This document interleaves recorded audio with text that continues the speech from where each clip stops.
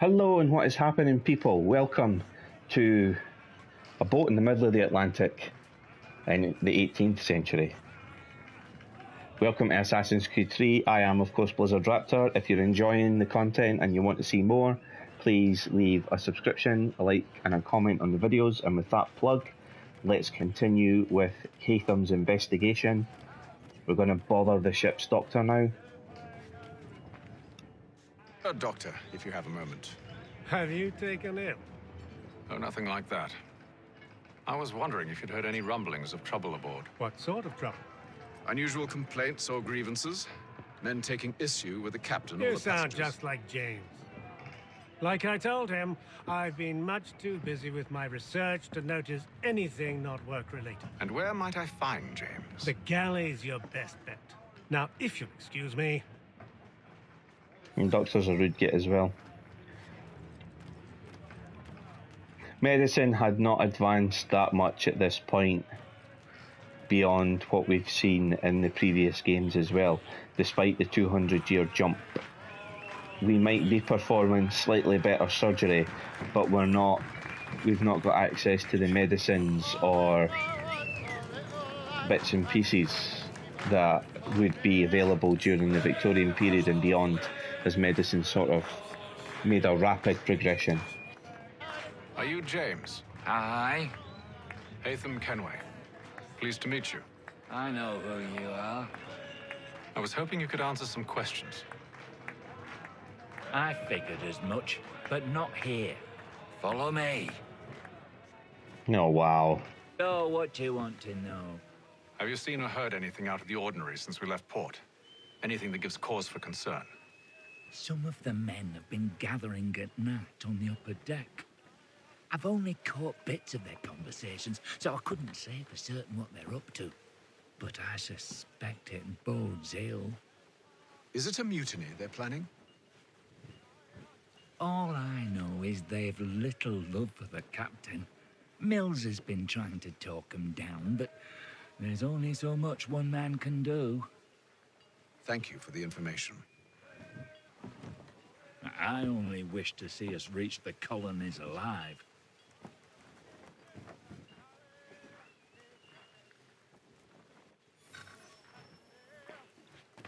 Look for clues at the stern.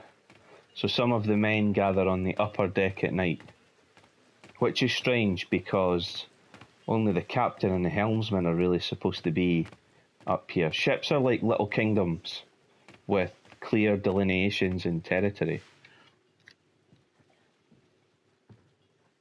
Evening, sir. How are things? Calm and quiet, just the way I like it. What brings you topside? Thought I'd wander a bit. Stretch my legs. That's all. Take care where you tread. The deck hides all manner of danger in the dark. What was that? Someone's throwing cargo overboard. But why?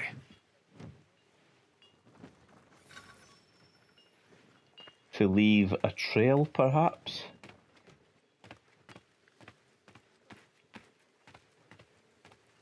Now we're investigating the lower deck. Notice how quiet the boat is topside in the evening.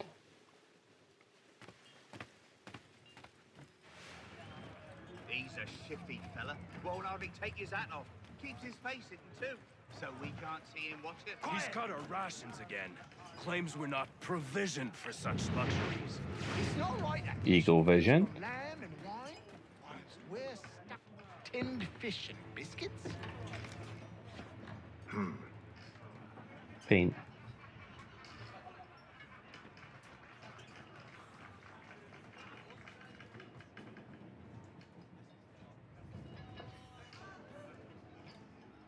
White crosses on the barrels Curious. so that they'll show up. Most curious. Ooh. Conspiracy! It's a conspiracy! 5 days later.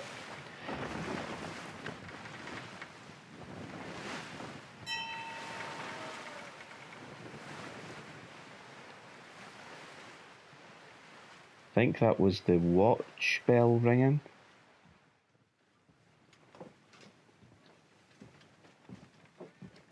Any news?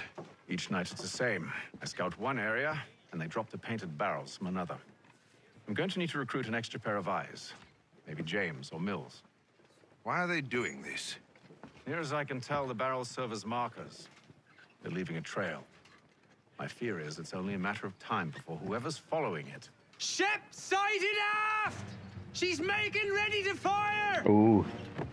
Beat to quarters, men! Ready the... Brace! Everybody down!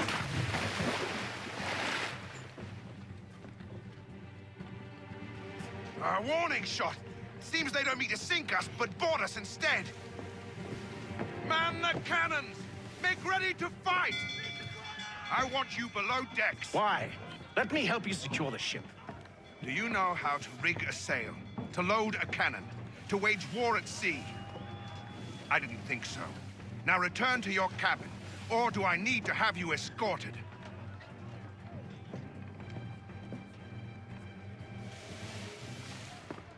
Secure the hatch! Haytham. Have you been topside? A ship's appeared and means to board us. It's strange. There's no sign of mutiny aboard. Doesn't make sense. Ah, but it does. What do you mean? Did you think you could escape from London so easily after what you did at the opera? That we wouldn't notice? That we wouldn't follow? Ah. So that's what this is about. Surrender, and I will see that you are treated with honor. If you wish to treat me with honor, give me a sword. Are you sure this is how you want to play it?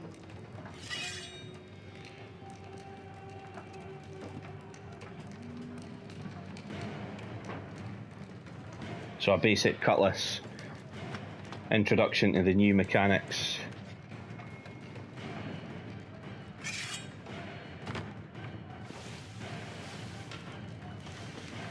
On guard.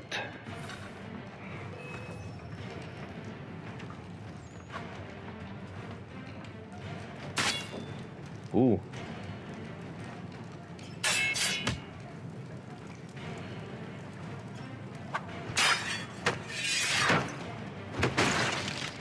There we go.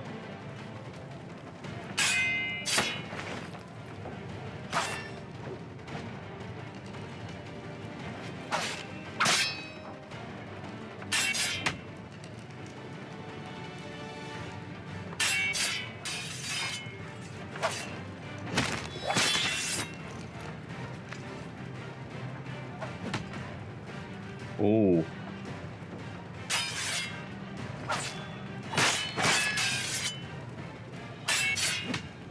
Ooh. Broke his defense there. Ooh.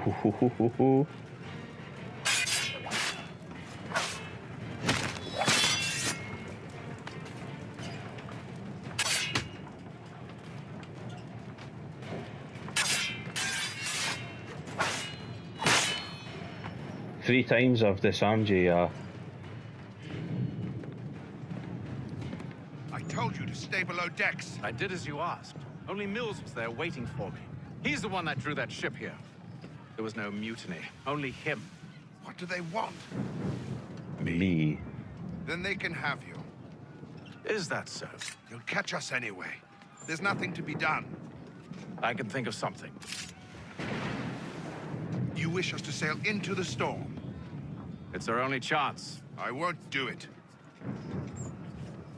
Then I will. All right, all right.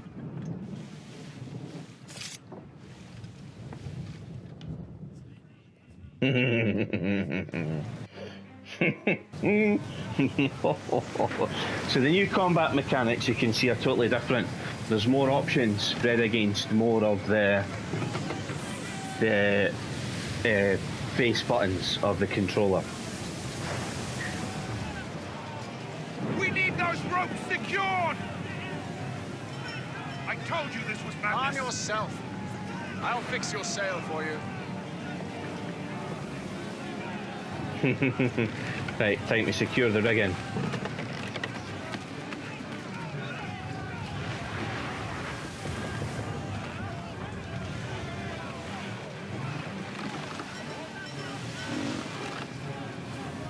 That's one done.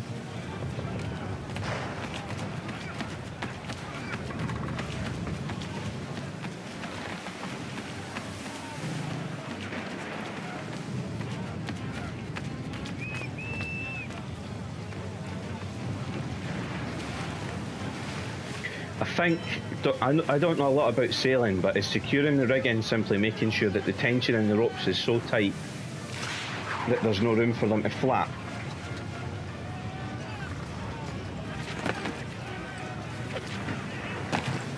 I'll take the quick way down. Here we go.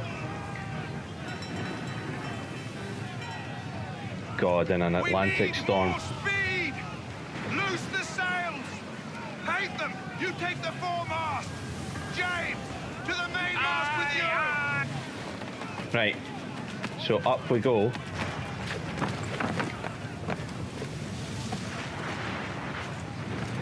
And still up we go. And still up we go.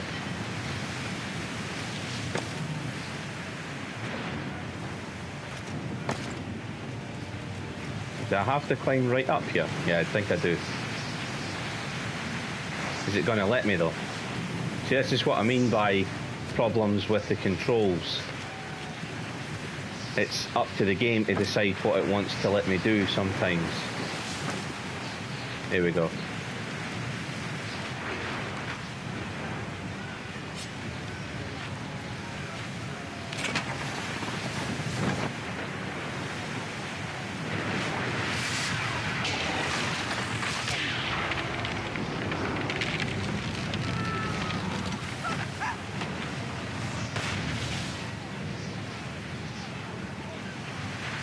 We've lost. I can't hold on much longer.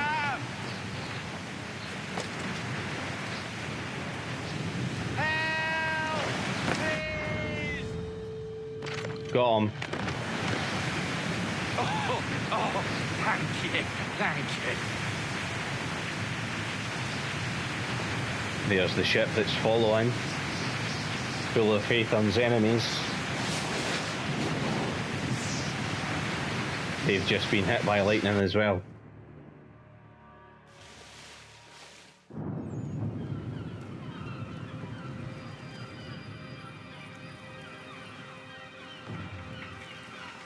Day 72. Everything's calmed down a lot now. This is one of my favourite bits in the game. I love this. Sent a shiver down my spine already. I really enjoy it. It is brilliant. Dry biscuits. That's all the food he's got there, like salted biscuits. That's his rations. That's what he's surviving on. Gulls means land is approaching. Up we go. Make ready for our arrival, men! Arrival? I see no land, only this interminable fog. The gulls tell us all we need to know. Climb into the crow's nest and you'll see. So the crow's nest is above the fog bank that's currently around us. Climbing so much easier. So when I did that combat with Mills, I didn't want to pause it and interrupt the flow of the combat, but the face buttons now have more options. You don't have to hold R2 like you did in the Ezio trilogy to parry, to access your window for counter-attacks and kicks and disarms.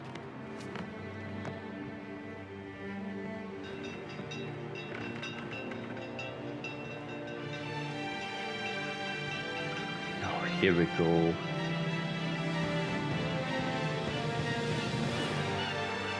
Oh.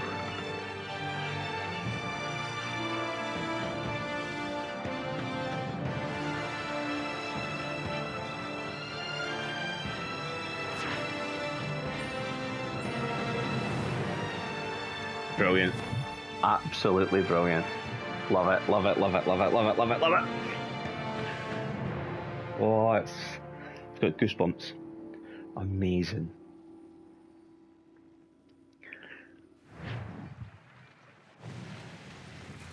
Time to meet our first contact, and then there's something I want to talk about as well once we've met him.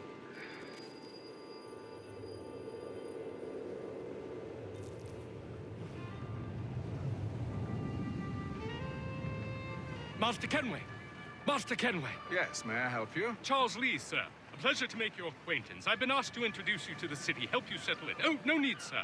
I've arranged for your bags to be delivered to the inn. Are you by any chance John and Isabella's son? One and the same. Your commission is with Edward Braddock, is it not? Aye. But he's yet to reach America, and I figured I might... well, at least until he arrives. I thought... Yes? Out with it. Forgive me, sir. I had hoped that I might study under you. If I am to serve the Order, I can imagine no better mentor than yourself. Kind of you to say, but I think you overestimate me. Impossible, sir. This way. Thief! Someone stop him! So, this is Boston, as it was in the 18th century. You can see that we've got Union flags everywhere. It's still very much a British colony. Boston's quite a lively city. There's all manner of things to see and do. Once you've settled in, I suggest you take some time to walk the streets. Who knows what opportunities you might discover. Hold a moment. I need to fetch a few things before we get to work. I'll arrange for horses while you do that. So, find a general store. Right. I'm quickly going to talk through a couple of things that I wanted to talk about. Number one, the Assassin's Order will be different from now on. We don't have the full might of an Assassin's Guild behind us. We won't be whistling on recruits to jump down from rooftops or arrow storm out enemies. We don't have that anymore. This is set at a time when the Templars are now in the ascendancy. So the Assassins in Ezio's time rose up to prominence again, as they had under Altaïr. So a few centuries after Altaïr, a few centuries passed where the Assassins and the Templars were sort of up and down, and then Altaïr raised the Brotherhood into ascendancy by rebuilding the Order again and rediscovering a lot of lost knowledge through his connection to Altaïr and teaching his methods to the Order, and building them up and making them great again, and beating the Templars when it came to getting to Masyaf's library. However, since then things haven't always gone the Assassin's way, and in actual fact the back of the Order was broken by the Templars during this century.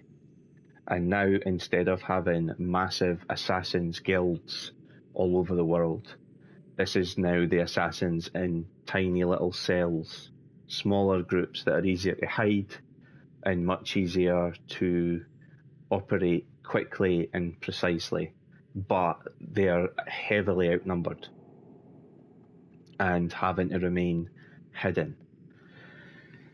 The characters that we play now are not master assassins, in the sense that they're not heads of guilds like Ezio became.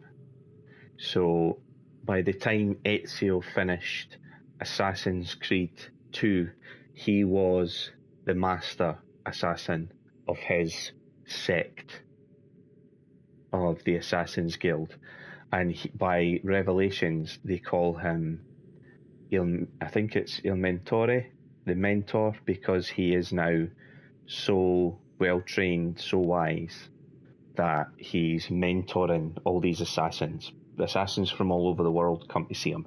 And if you watched the short film that I told you about, Embers, you'll see that assassins come from as far as China to seek out the mentor of the Assassin's Guild and get his help. None of the assassins we will play as from now on have that same kind of influence or ability. Connor doesn't, he's not the head of a guild.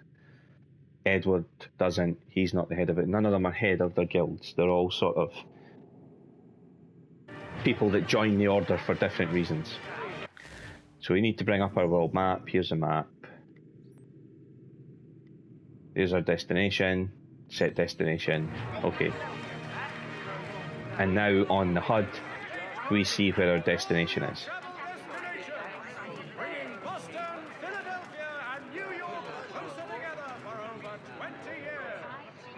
We've got colonial style housing. Some of it is wood, some of it's brick. Pardon me, there's a quick note on markets. Here's some poor kids that want pennies. They're not getting any though, I'm faster. We need to take a right down the next street. We've just heard Ben Franklin. Damn sprigs. This accursed city will be the death of me. You seem troubled, friend. That's because I am. Greatly so, in fact. What's happened? I was robbed. The old Balkan file. Though I've managed to restore what's mine, I fear it's ruined. You mean the book? This is no ordinary book. It's an almanac. The first I ever wrote. Benjamin Franklin, pleased to meet you. Hatham Kenway. You must be new to Boston. Why do you say that? You're still possessed of virtue. To stop and help an old lout like myself. I don't mean to impose, but you seem a spry fellow. Should you happen to find my missing pages, I'll reward you. Look, I'm not sure if I've... It's all right, all right. If you have the time, hurrah. If not, no harm done. The thing is useless in its current state anyway. But should you somehow manage to restore it, you'll find me inside that general store over there. Well, that was interesting. The pages of Benjamin Franklin's book. Ben Franklin, I know, I'm looking away from the screen right now, I know that he's one of the founding fathers. I know he was one of the signatories of the Declaration of Independence. I think, actually, I don't know that he's one of the signatories of the Declaration of Independence. I've heard the story about him discovering electricity by flying a kite in a thunderstorm. I don't know if that's one of those myths that grow up about these figures. And also have heard that his love life was very interesting as well. Him being a bit of a player, old Ben. And now I will read the annotation. I'll annotate the history that's here. So, renowned inventor, diplomat, one of the signers of the Declaration of Independence, amazing, a rock star of the age. 10th son of a soap maker, working for his brother in 1718, apprentice printer, relationship was rocky. Young Benjamin had been writing for the paper under a pseudonym, silence do good, and writing an extremely popular column. Ran away in 1723, headed for Philadelphia, where he continued his career in printing and writing, buying the Pennsylvania Gazette. He had a talent for persuasion, made him an ideal diplomat. In 1757 he went to London to represent Pennsylvania in an ongoing legal battle with the Penn family. First of several extended political trips to Britain, and he would act as the state representative for Massachusetts, Georgia and New Jersey as well. He was in Europe for most of the Revolution, although he was in the colonies to help with the writing of the Declaration of Independence. He was a vocal opponent of British impositions on the colonies, like the Stamp Act, which I know was a form of taxation. I know from my end of the history in Britain that the Stamp Act was passed to help recover losses made in kicking France out of India and the Middle East and basically securing the Eastern British Empire. And I think the Stamp Act was imposed upon the American colonists to help recoup that, even although they'd had no involvement in it. And that is extremely unfair. Like, I totally 100% agree with that. It was extremely unfair, and I'm not surprised that they went mental. And although he first fought for the rights of colonists as British citizens, he became convinced that independence was the only real solution. Unfortunately, his change of heart made him clash with his son William, who served as the royal governor of New Jersey. William was an active loyalist, and the father and son never spoke again. When he wasn't founding a new nation, he was a scientist, inventing things like bifocals and more efficient wooden stoves. When he wasn't, mapping the Gulf Stream and discovering how electricity worked. Oh, he was also quite the lady killer. He had several friendships with women while he was in Europe. The records don't say what they saw in him. Amazing. That's just, yeah, so Benjamin Franklin was the polymath of his day. So we had Leonardo da Vinci in the Renaissance period in Ezio's time, and now we've got Ben Franklin. Just this incredible, all-round, brilliant guy. Ah, hello. Welcome. So we're going to arm ourselves. Normal weapons. A normal sword.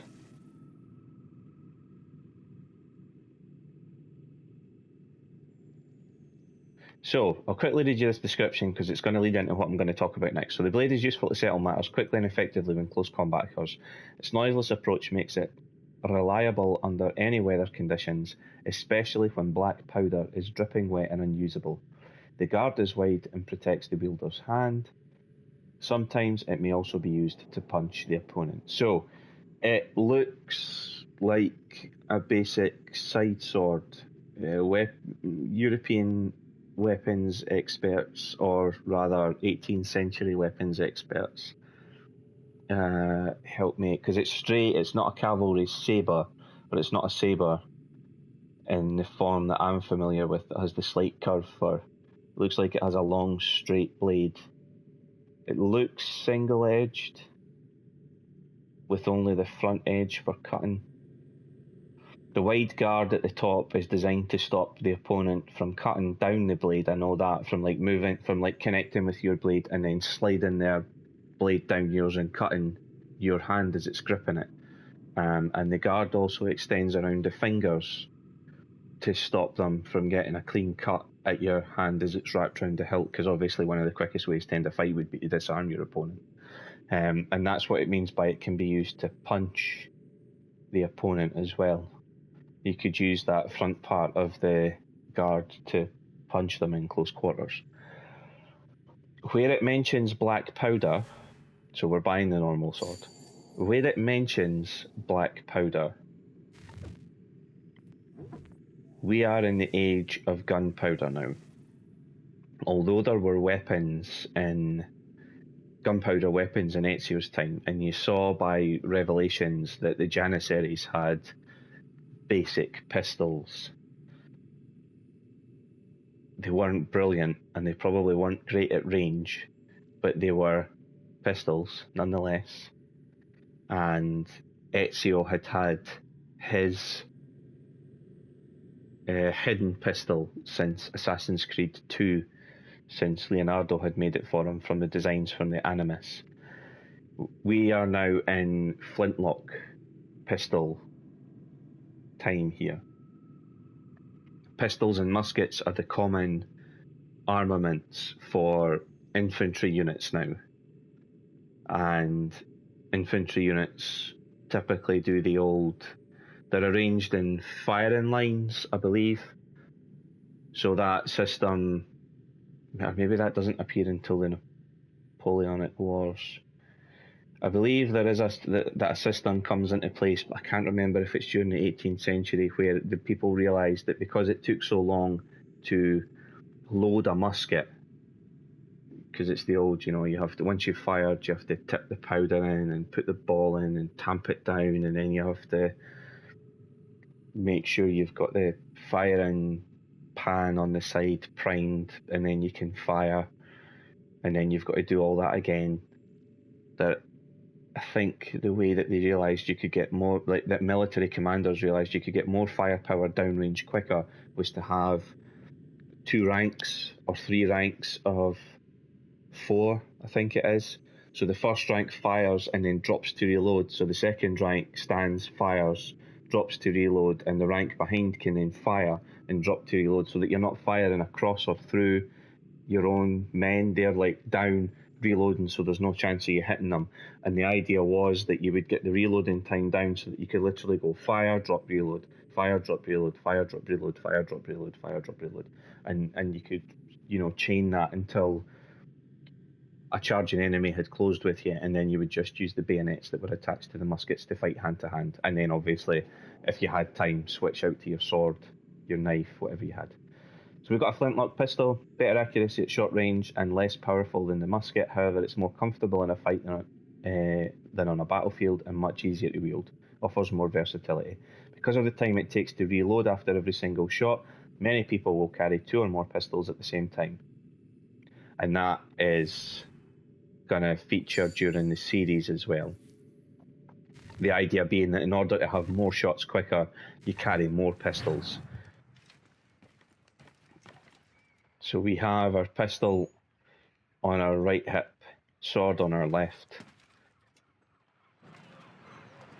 If you have a delicate problem, need to Open the weapons wheel. Use L to select sword in the large weapons. Here we go.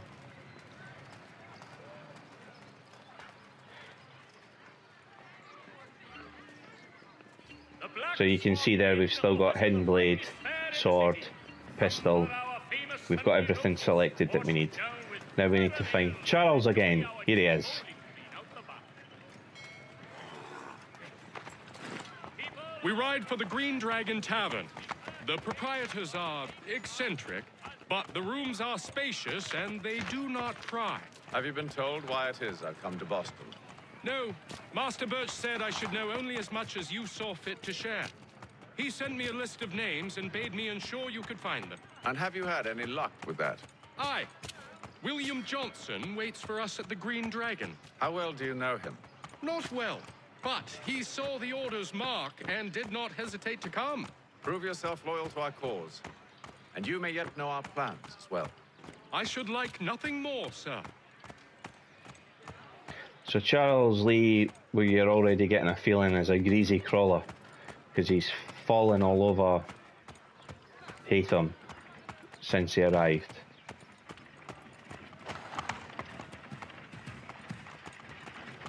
I don't know how recognisable this is to people from Boston. I don't know if the Green Dragon Tavern is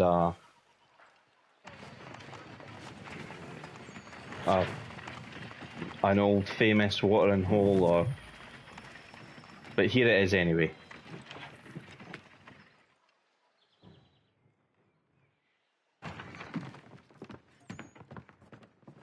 You lying, cheating, no good son of a bitch. Perhaps we've come at a bad time.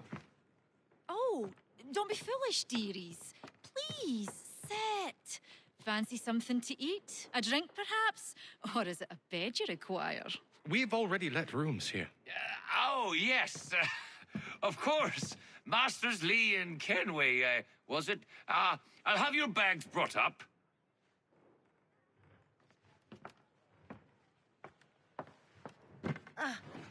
Do you require anything further?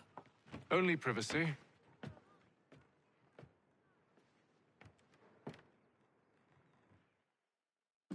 This way. You'll have heard their wee cheery Scottish accent there. And you'll have heard mine as well, so you'll know that there's a broad variety of Scottish accents. There's a guy on YouTube that I like watching, Big Mooney. Mooney has one of the broadest West Coast dialects I've heard. And mine's is a hybrid bastard version, because I have an extremely bad habit. When I talk to people that have a heavy accent, I start to mimic the accent. Don't ask me why. I don't know why. It's not one of my most endearing habits. I first noticed it when I was talking to a guy who was from Orkney, and I was copying his accent. In fact, I was lowering my voice to the point where I was almost copying him, full stop, like mimicking him. But over the years, as the more people I've talked to with broad regional accents in Scotland, the more mine has become sort of bastard amalgamation of all of them. So I apologise that mine's is perhaps maybe not the most recognisable Scottish accent ever, but hers is the kind of Hollywood Scottish accent that people seem to think all Scots have. We don't all sound like that, as you can tell. So here is William Johnson. Sir, William Johnson. A pleasure. A good lad, if a bit earnest.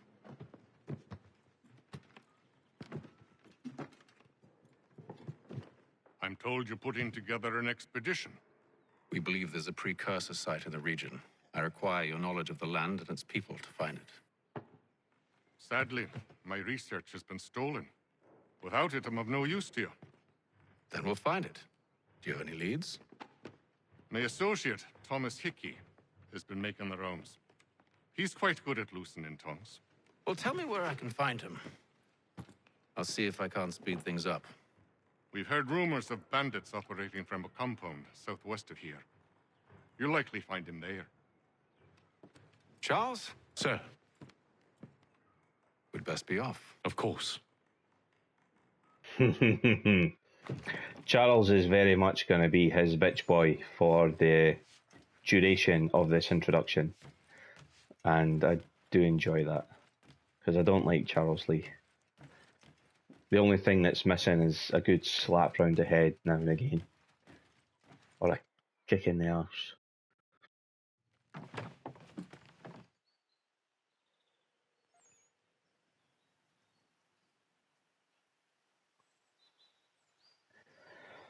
A lot of Haytham's missions involve jumps like that.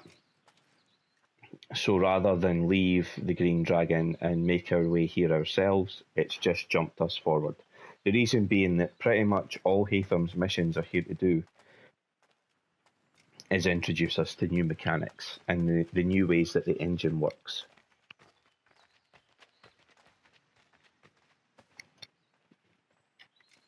This rather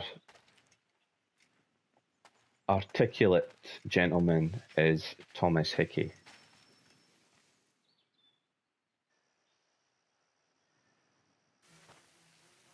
Thomas Hickey? Who's asking? Haytham Kenway.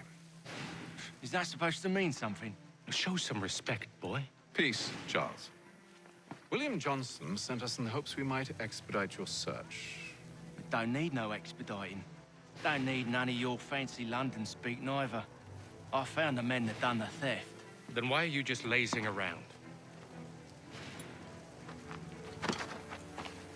Figuring out how to deal with those varlets. I have an idea. Well, let's hear it. I'll kill the lookout, take up a position behind the guards. You two approach from the front. When I open fire on the group, you charge in. We'll have the element of surprise on our side. Half will fall before they've even realized what's happened.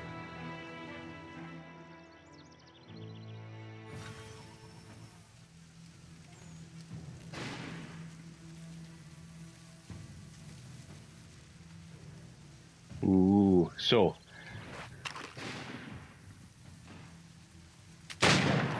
get into position, but wait for me to take the first shot. So now we've got the reload cycle for the gun. You can see. There we go. We scramble up the path. We can take his musket, I think, or we could. Before you make us mad.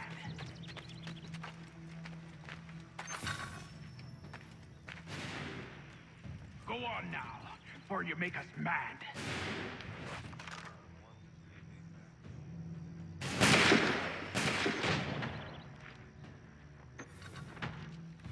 So we reload it now.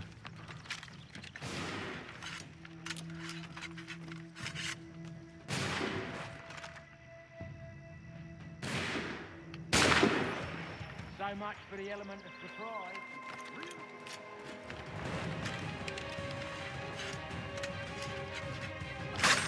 Whoops.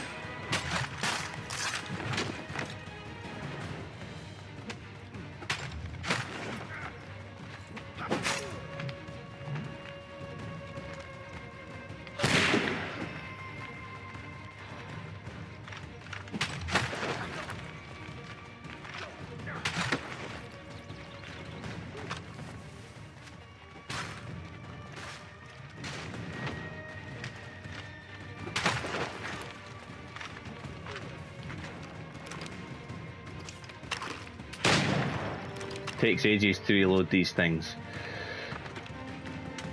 I'm just doing it to try and get the kill mercenaries with firearms objective. Fall back! Fall back! We'll be safe inside! What now? Will you though? We can blow the door with those. Go on, shoot them.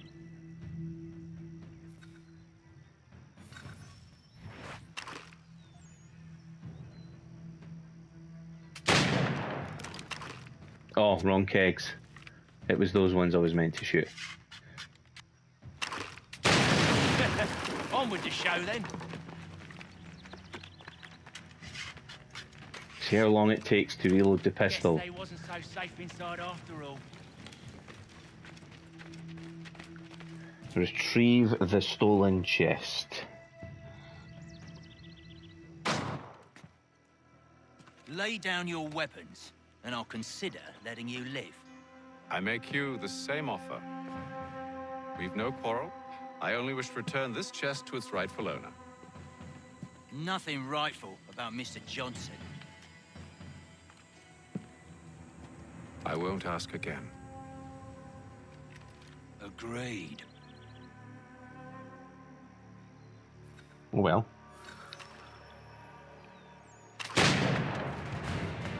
So that's a reflex shot. Now we're trying to reload again. I need to kill another 3, but these guys have got it all handled. There we go. Brilliant. Your kind has no need for books and maps. Who put you up to this? Never seen a person. It's always been dead drops and letters. But they always pay, so we do the jobs. Well, those days are done. Tell your masters I said as much.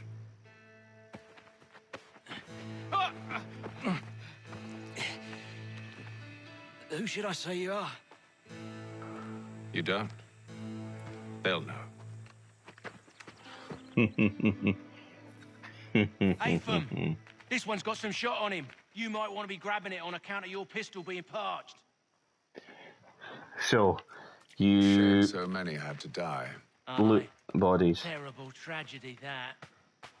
Back to the Green Dragon, then. I need a drink.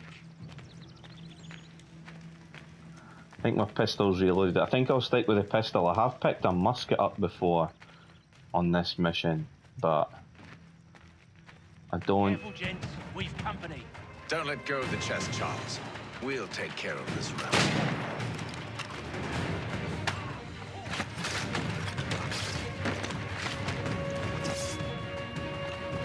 Look at those badges. Wait, them bodies is sure to have loot on them.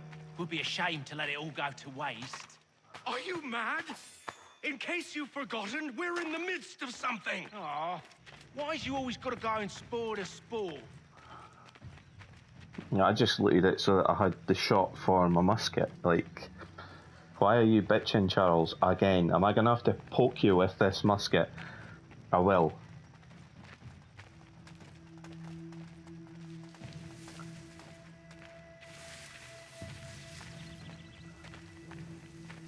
You'll notice I'm letting Charles and Thomas walk in front and do all the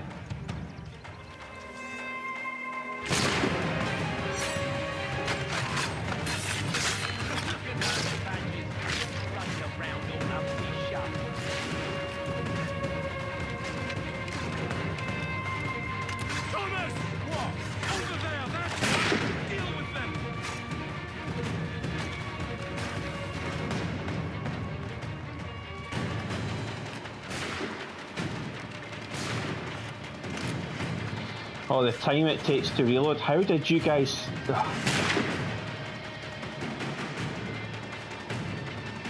You know what?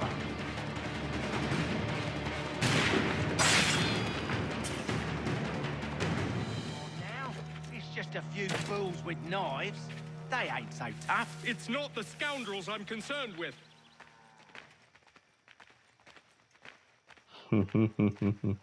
I'm just going to go with my sword and pistol now. If there's guys on the rooftops, I'm going up to kill them. I've done the optional part. I'm not standing messing around with muskets again. That took so long to reload. I'm not surprised loads of people died during the Napoleonic Wars. Genuinely. Oh wow.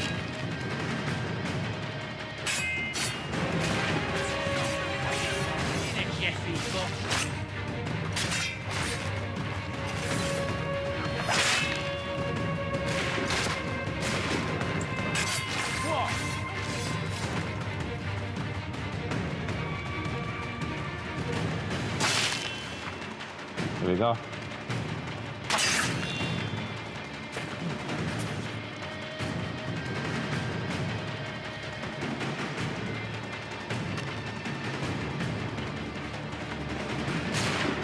If Charles takes another hit, I think he'll be...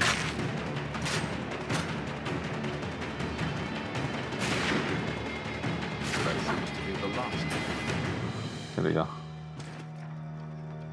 Where are my lads? Ah, here they are, hiding. Mr. Johnson's gonna need to double my pay after all this if he expects me to keep at his side.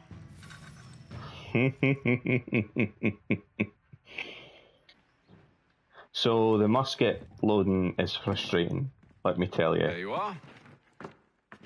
My thanks, Master Kenway. Now, tell me what it is you need.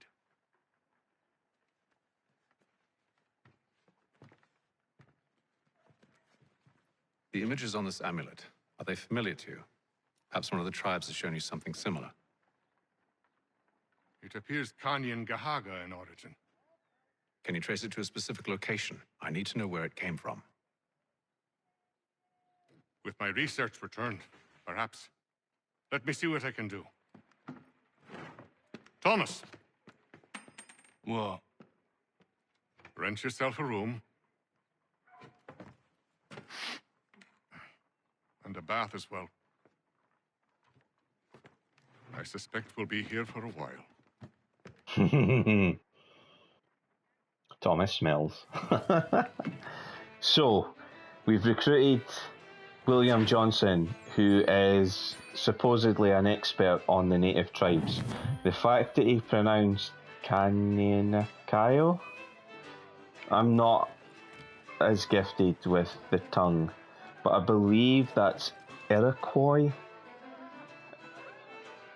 and they are the native people that we'll be interacting with during this game. The language looks beautiful and sounds beautiful, but because it's so diverse and distinctive from the way we phonetically form English and even Latin languages, it doesn't come naturally. So looking at it, it doesn't sound the way that we would sound it out. So I won't be making much of an attempt, I'm sorry, to pronounce a lot of this. I'll let the characters in the games do that for you. But obviously you all know that the white races and a certain amount of the African, right, let's get this right. I'm tiptoeing around a lot of things here because I don't want my videos to get cancelled.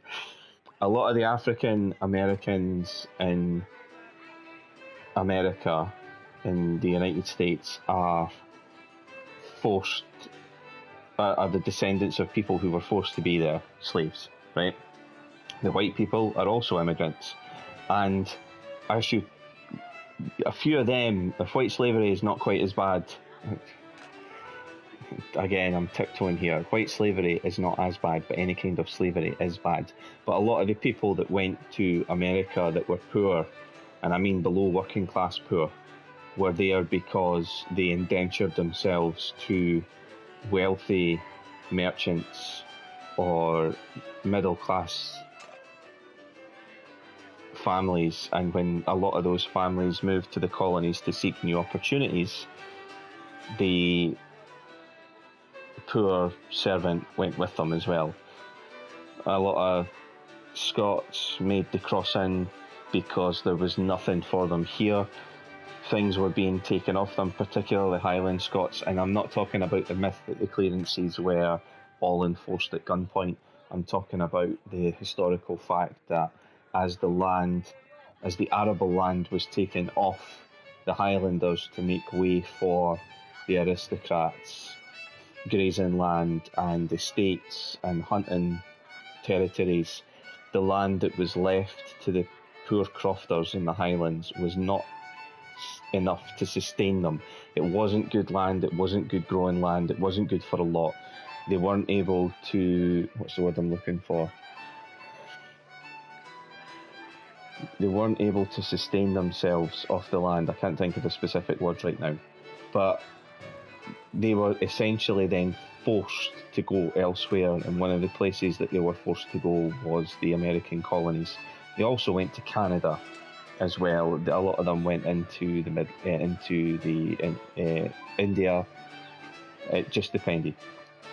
But it's not like the white races in America are all descendants of immigrants, and essentially are an immigrant race that has settled and become the majority.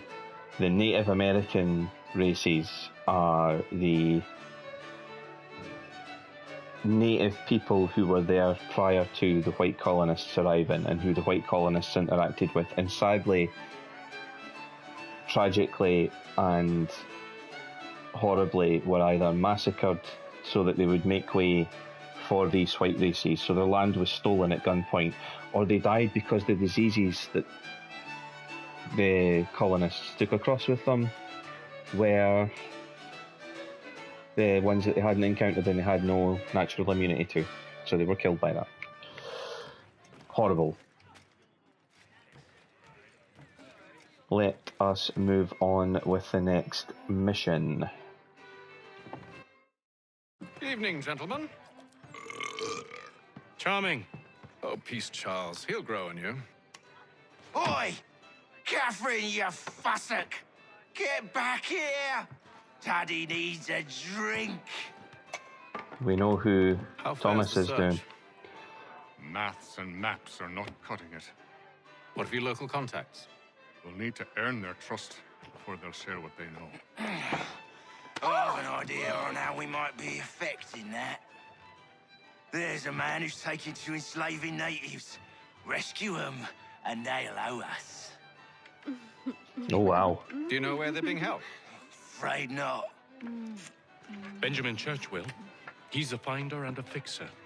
He's also on your list.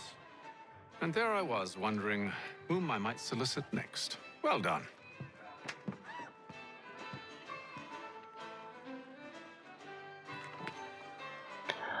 Wow, just wow. So many things wrong with that. So we're going to find the Benjamin Church in order to elicit the trust of the local natives. Honestly, the history, colonization, European colonization of the New World is just such a minefield for you to tiptoe through. Again, we've jumped time and space. I'm going to call the episode there because the 55-minute warning is about to come up. So we will find Benjamin Church in the next episode, where hopefully I won't have to wander through. I won't have to sort of wander through the minefield of political correctness. I would just want to make sure I'm not offending anybody. I don't mean to offend anybody. I don't want to offend anybody. But the history is so problematic, as everyone knows, because it's historical fact that these dreadful things, these horrible practices took place. And I don't want to condone them. And some of what happens in this video game teeters on the wrong side of, you know, some of these characters do things that they say it's very much an attitude of the times, but I feel like that excuse is starting to lose its validity.